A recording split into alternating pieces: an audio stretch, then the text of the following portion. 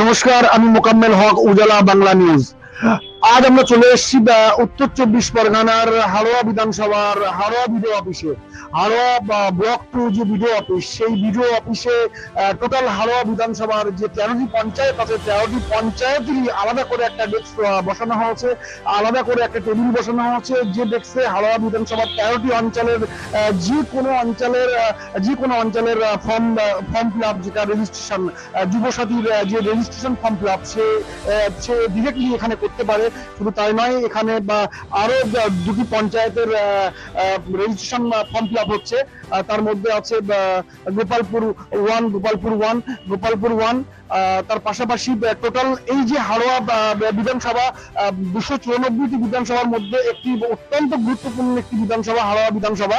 তো হাড়োয়া বিধানসভার এই টোটাল যে আয়োজক, টোটাল নেতৃত্ব দিচ্ছেন হাড়োয়া বিধানসভা ও মিনাকা বিধানসভার যিনি অবজারভার, আব্দুল খালেক মোল্লা, খুব পরিচিতি একটি মুখ। তিনি টোটাল নেতৃত্ব দিয়ে এই যে বিডিও অফিস, এই বিডিও অফিসে তিনি নিজস্ব তার যে কর্মচারী বসিয়ে হাওড়া বিধানসভার টোটাল যে পঞ্চায়েতগুলো আছে, 13টি পঞ্চায়েতের টোটাল ফর্মটা এখানে ফিল আপ করা হচ্ছে।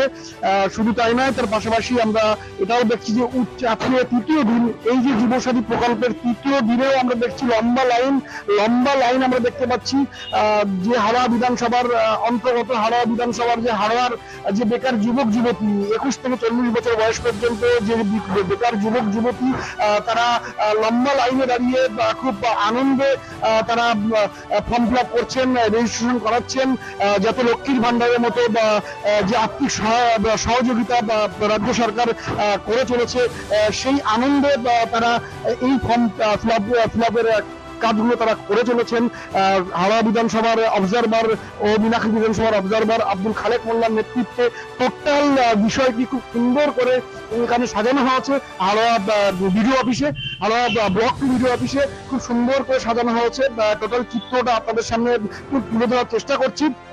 শুধু তাই নয়, তার পাশাপাশি বাংলার মানবিক মুখ্যমন্ত্রী মমতা বন্দ্যোপাধ্যায়ের যে সুন্দর একটি প্রকল্প, যুবসাথী প্রকল্প, এই যুবসাথী প্রকল্পের আওতায় হাড়োয়ার যে বেকার যুবক যুবতী যারা এই আওতায় এসছেন, তাদের মধ্যে অনেক আনন্দের একটা মৌসুম আমরা দেখতে পাচ্ছি। শুধু তাই নয়, তার পাশাপাশি আমরা এটাও লক্ষ্য করছি যে এখানে আরো সুন্দর করে পরিষেবা দেওয়া হচ্ছে।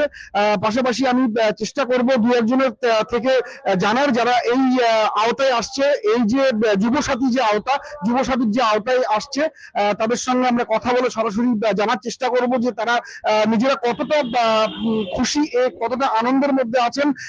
এই যে প্রকল্প, বাংলার মানবিক মুখ্যমন্ত্রীর যে যুগান্তকারী একটা সিদ্ধান্তের যে প্রকল্প, সেটা হলো যুবসাথী। এই যুবসাথী প্রকল্পের মাধ্যম দিয়ে তারা কতটা খুশি বা কতটা আনন্দে আছেন, সেটা জানার চেষ্টা করব।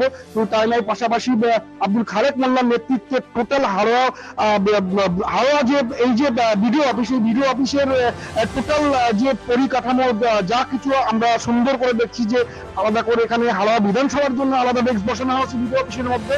তো সরাসরি আমরা শুনে নেব ওই আব্দুল খালেক মোল্লার সহকর্মীর থেকে আমরা সরাসরি জানার চেষ্টা করব যে কিভাবে এই জিনিসটা, এই যে যুবসাথী প্রকল্পের ব্যাপারটা তারা দেখছেন বা কিভাবে তারা পরিচালনা করছেন, আমরা সরাসরি জানার চেষ্টা করব। আমরা ইতিমধ্যে হাওড়া বিডিও অফিসে, তো বাংলার মানবিক মুখ্যমন্ত্রী তিনি 2011 সালের পর ক্ষমতা আসার পর থেকে প্রায় 80টির উপর প্রকল্প তিনি বাংলার মানুষকে বিভিন্নভাবে উপহার দিয়েছেন। আর 2026-এ এসে তিনি তার যুগান্তকারী একটা সিদ্ধান্ত, বাংলার বেকার যুবক যুবতীদের জন্য যুবসাথী প্রকল্প, এ নিয়ে আপনি বাংলার মানবিক মুখ্যমন্ত্রীকে কি বলবেন? দেখুন, বাংলার মানবিক মুখ্যমন্ত্রী 2011 সালের পর থেকে একের পর এক চমকপ্রদ যেসব প্রকল্পগুলো বাস্তবায়ন করছেন বা মানুষ সেসব প্রকল্পে উপকৃত হচ্ছে, হঠাৎ করে ইদানিং এই যে যুবসাথী প্রকল্প, এক অভিনব প্রকল্প, মানুষের উল্লাস, হাজার হাজার মানুষ এখানে আসছেন। আমাদের হাড়োয়া মিনাখার কোঅর্ডিনেটর আব্দুল খালেক সাহেব, উনি আমাদের এখানে বসিয়েছেন। বিনা পয়সায় আমরা আর কি সব মানুষের সেবা করছি, ফর্ম ফিল আপ গুলো করে দিয়ে দিচ্ছি। বা অসুস্থ যারা তাদেরকে ধরে নিয়ে ক্যাম্পে আমরা প্রবেশ করিয়ে দিচ্ছি, এইসব কাজগুলো আমরা করছি। আর মানুষের যে একটা ভিড়, মানে এখানে প্রতিদিন অঞ্চল ভিত্তিক এখানে করা হচ্ছে। আজকে যেমন ছিল সোনাপুকুর আর গোপালপুর 1, এই দুটো অঞ্চলের কাজ আজকে হয়েছে। এরকম প্রতিদিন এই কাজগুলো হচ্ছে। মানে এক কথায় বলা যায় মাননীয় মুখ্যমন্ত্রীর কথা মানুষে আমরা ফর্ম ফিল আপ করছি, এখানেও শুনছি যে দিদি কি করছে মানুষের জন্য। এবং এগুলো আমাদেরও খুব ভালো লাগছে, আমাদের কাজ করতেও আমাদের খুব ভালো লাগছে। আর আমাদের খালেক সাহেব প্রতিদিন 2-3 বার করে এখানে এসে দেখে দেখে যাচ্ছেন ঠিকঠাক আছেন কিনা, মানুষের সঙ্গে কথা বলছেন, ভিতরে কারো কোনো অসুবিধা হচ্ছে কিনা সেগুলোও দেখছেন। এই হলো ব্যাপার, আমরা এই আচ্ছা। কাজগুলো করছি। আর হয়তো 2 থেকে 2.5 মাস পর বাংলায় কিন্তু ভোট, তো আপনি কি আশা রাখছেন? আমি কি আশা রাখবো?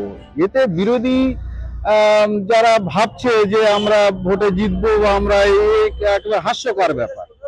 মমতা বন্দ্যোপাধ্যায়ের যে উন্নয়ন, এই উন্নয়ন নিরিখে অন্য কিছু মানুষ ভাববে না। এই সরকার আবার চাইবে এবং আগামী দিন যে পরিমাণে জিতেছিল আরো অনেক সিট বেশি পাবে আশা করি। আশা করা যায় যে হাওড়া বিধানসভার যে লিড মার্জিন ছিল তৃণমূল অনেক বেশি আরো হবে। বাড়বে। অনেক বেশি হবে।